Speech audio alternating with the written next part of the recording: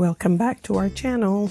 Today we're taking a fresh look at an overlooked gardening method that is simple and effective. So brace yourself as we embark on this new journey. This new process might actually change your mind forever. Now imagine a gardening hack that not only recycles and reduces waste, but also embraces the growth of your plant. It's a method as old as time, yet it's often overlooked. This humble hero of the gardening has been standing in the shadows waiting to be recognized for its true potential. Well, my friend, this humble hero is our compost bin. It holds a secret power. You see, this compost bin is not just a compost bin, it's a microorganism. It's a mini greenhouse that absorbs heat from the sun, warming the soil inside it and creating a cozy, nurturing environment for our seeds to sprout. This method is particularly useful for us, the people that live in cooler climates such as in the Pacific Northwest, where the extra warmth can give our seedlings much needed head start. So the next time you look at this old compost bin, see that it is not just a simple waste container, but also can become a hero in your garden. So today we transform an old black compost bin into a real ultimate garden ally. Yes, you heard it right. We're going to use the old compost bin. The bin needs to be cleaned, of course. Once it's clean, you will then fill it up back again with some compost and some soil, creating a nutrient-rich base for our seed. Next, you will carefully sow some of the seeds. Choose something that, of course, likes the heat. You see, the secret in using the bin is the fact that it is black. It will automatically absorb the sunlight and it will create a really warm environment and it will warm up the soil that's inside. This will be perfect for sprouting seeds, particularly for the seeds that love that warmth like squash. So by simply repurposing an old bin, we've created basically a mini greenhouse that can kickstart your garden, especially in the cool Pacific Northwest when we need some heat in the spring to start some of those seeds.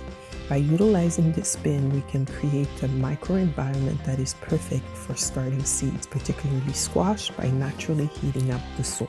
So I'm sure you understand the science behind all this, of course, is that black absorbs heat. So you're recreating like this mini greenhouse. But what if you don't have a compost bin? How are you going to do it? You can recreate the same idea by using either black plastic or even any kind of a tarp system to cover the soil for a while to create that heat in the soil and get it to generate that. In so doing, by covering the soil, you will also help your plant because you are going to reduce some of the weeds' pressure around it. So give that a chance. If you don't have a compost bin, just use some black plastic. Now let's start with your squash and zucchinis. Remember that both of these seeds, they thrive in the warmth provided by either your black bin or your black plastic. So the week of April 14th to the 20th is the best time to sprout those two beautiful vegetables. You can start them directly in the ground if you've been able to warm up your soil.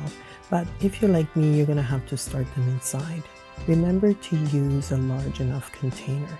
It is best to start these seeds in at least a 3-inch pot. They grow really fast and they grow quite large very quickly. What will happen is you will see after a while, once they've sprouted, you'll see the 2 leaves that come out. But once they've sprouted with the real leaf, it's time to put them outside. The true leaves are what appears right after the 2 small ones come out. Put them out, make sure you've warmed up your soil, and like I said, you can always put them in your compost bin. Remember that this also applies to your melons and your cucumbers. Like I said before, these are all sun-loving seeds, so they really like the heat. They need their feet to be warm. Whatever you can do to make that happen, just do either one of those processes that I talked about earlier, where you either cover the soil with something black or you give them a really big black container that's going to absorb the light and keep their feet warm. So do what you can. Have fun. Okay, now that we're done with our vegetables, we need to consider beautiful flowers for the summer. Dahlias are great. They are such a showstopper in the summer. They come in so many varieties, so many different colors. You pick whatever you want that will add some splash to your garden. orange, pink, it doesn't really matter. They come in an assortment of colors. Now when you get them, whether you've dug them out from last year or you purchased them, make sure you have a good look at the tubers. Make sure you press them, see if there's anything that is soft you should discard. You will see some of them will have a little sprouting area. You know those are the healthy tubers, and get ready, plant them. Put them in a pot or put them in a tray, cover them with a little bit of soil and let them sprout. Make sure that you of course water them once you've put them in the container to keep them moist. Cover them up and then soon you will see some beautiful shoots. Once they're up to about a foot, it's about time to put them outside.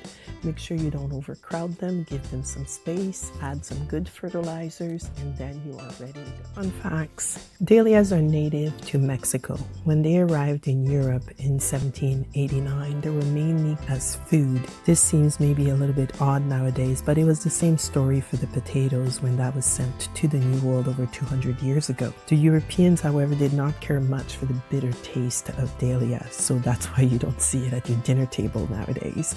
But just like the potatoes, they didn't like the potatoes also when it started. So anybody for mashed dahlia for supper? Now, for those of you that started your chard, kale, and beets last month, it's time to plant them out.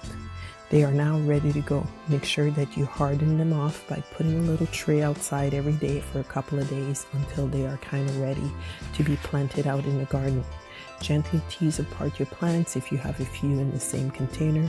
Dig them in, add some good fertilizer, and you're ready to go. Now, when it comes to the other plants that you had started earlier, like celery, basil, peppers, and aubergine, and of course your tomatoes, they're not quite ready yet to go out. The weather hasn't warmed up enough for them to be planted out, but keep an eye on them. Make sure you have a look that everything looks healthy. Some of them will need to be potted up from their little small cell pots that you put them in to maybe a 3-inch pot. So have a look and see, especially your tomatoes, you might need to pot them up into something bigger. But just keep an eye on all your plants that are still growing. You may need to start fertilizing them a little bit. Now we've covered a lot in this video. Make sure you use the tools that you have at hand. Use an old compost bin to create the amount of heat that you need for your sun-loving plants. If you don't have a compost bin, just cover your soil. Black plastic or an old tarp will also work.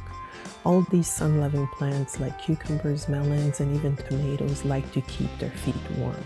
So just consider that as you plant them throughout this season. Happy gardening!